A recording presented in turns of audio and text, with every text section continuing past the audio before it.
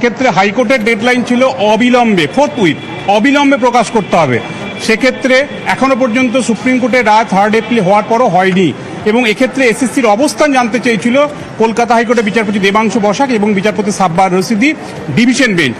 এই মামলাটি হঠাৎ একটি নিউ টার্ন এলো এবং সেখানে আপাতত 28 এপ্রিল পর্যন্ত এসএসসির উপরই পুরো বিষয়টা গেল, অর্থাৎ এই কোনো বাধ্যবাধকতা রইল না 22 লাখ ওএমআর এখনই প্রকাশ করতে হবে। এসএসসি চাইলে তারা করতে পারে, পুরোটাই তাদের স্বেচ্ছাধীন হয়ে গেল, অর্থাৎ এসএসসির উপর নির্ভরশীল হয়ে পড়ল।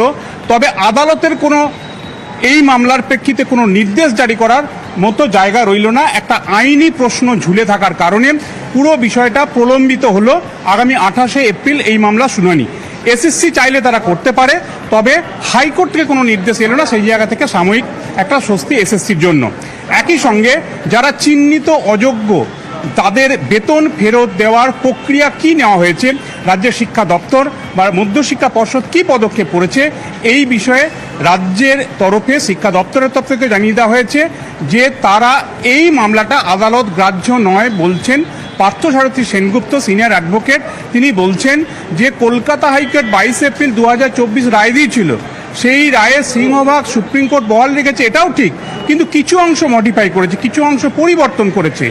3 এপ্রিল 2025 সুপ্রিম কোর্টে প্রধান বিচারপতি সঞ্জীব খান্নার রায় আসার পর এই মুহূর্তে এসএসসির 26,000 চাকরি বাতিল মামলার যে আদেশ বা রায়, সেটা সুপ্রিম কোর্টের আদেশ। কাজেই আদালত অবমাননা যদি হয় সেটা সুপ্রিম কোর্টে রয়েছে, কাজেই কলকাতা হাইকোর্টে এই আদালত অবমাননার মামলা হবে না, এই মামলা হবে সুপ্রিম কোর্টে।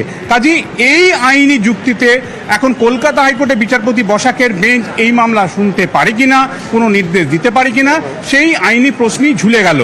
একটা খুব উল্লেখযোগ্য বিষয়, এসএসসির তরফে সিনিয়র অ্যাডভোকেট সপ্তাংশু বাসু তিনিও জানালেন এই প্রশ্নগুলো, যে কলকাতা হাইকোর্ট রায় দিয়েছে, যেমন কলকাতা হাইকোর্টের রায় ছিল রাজ্যের মন্ত্রিসভা ক্যাবিনেট তাদেরকেও প্রয়োজনে সিবিআই গ্রেপ্তার করে জিজ্ঞাসাবাদ করবে, সেই অংশটা নেই, সেই অংশটা খারিজ করে দিয়েছে সুপ্রিম কোর্ট।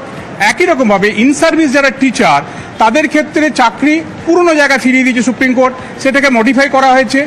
এই যে মডিফাইগুলো করা হয়েছে, তাহলে যে কলকাতা হাইকোর্টের রায় যেটা সুপ্রিম কোর্টে পৌঁছালো, যে রায়গুলো পরিবর্তন হয়েছে সুপ্রিম কোর্টে, তাহলে সুপ্রিম কোর্ট সেই মামলাগুলোর অবমাননার মামলা শুনবে আর বাকি অংশটা কলকাতা হাইকোর্ট শুনবে, এইরকম কোনো একেবারে খোলাখুলি কোনো এরকম সূত্র নেই।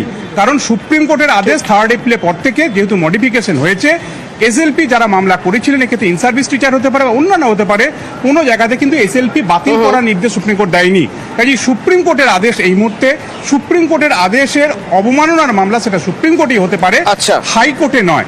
এই আইনি প্রশ্নেই ঝুলে গেল বিষয়টি, এবং আগামী 28 এপ্রিল এক্ষেত্রে মূল মামলাকারী আইনজীবী হিসেবে সিনিয়র অ্যাডভোকেট বিকাশ রঞ্জন ভট্টাচার্য তিনি দাঁড়িয়েছিলেন।